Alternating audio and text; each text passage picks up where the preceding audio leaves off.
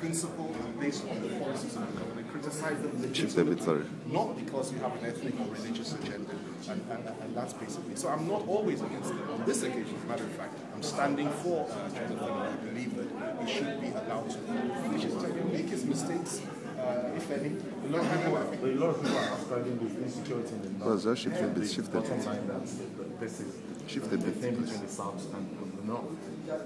Well, you know, like I've just told you, I mean, if you listen to what I just said, you know, I believe that you cannot. I've lived in the north for 10 years. The overwhelming majority of northern people, northern Muslims and Christians, are wonderful people. And some of my closest friends are from the north. I've lived there for 10 years now, okay?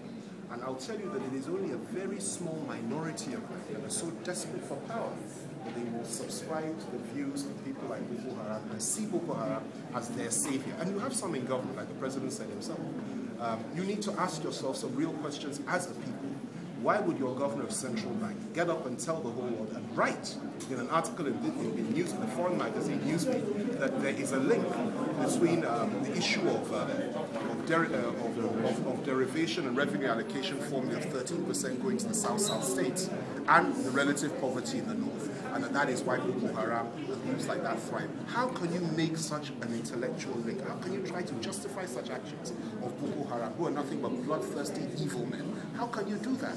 And you are governor of central bank, and nobody is talking. And you have other northern leaders that have said they should be forgiven, and they should be called to the table and spoken to, and so on and so forth. It doesn't work. You fight terrorism, you fight it with fire, you fight it with strength and power, with courage. And I think it's about time that people should stop worrying about their lives and their own security and start speaking for Nigeria. It's not the Nigerian people. You don't subscribe to the dialogue thing? I certainly do not. I wrote an article a year ago predicting all this would happen. Check it, Google it.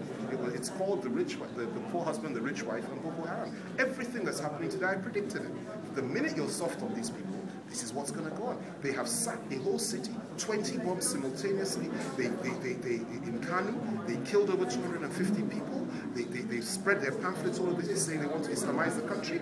Not only that, our president reached out to them, as all statesmen would do under normal circumstances, at the initial stage of what do you want? Let's talk about it. And they turned around and said, no, we want to first kill you. We will kill you like a chicken. We will enjoy killing you. And after that, before we kill you, you must become a Muslim if you want us to talk to you. Now,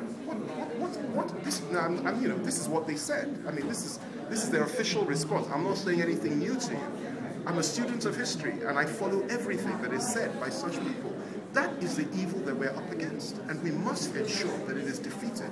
We must support this government and this president to find the courage to fight them and fight them into the ground.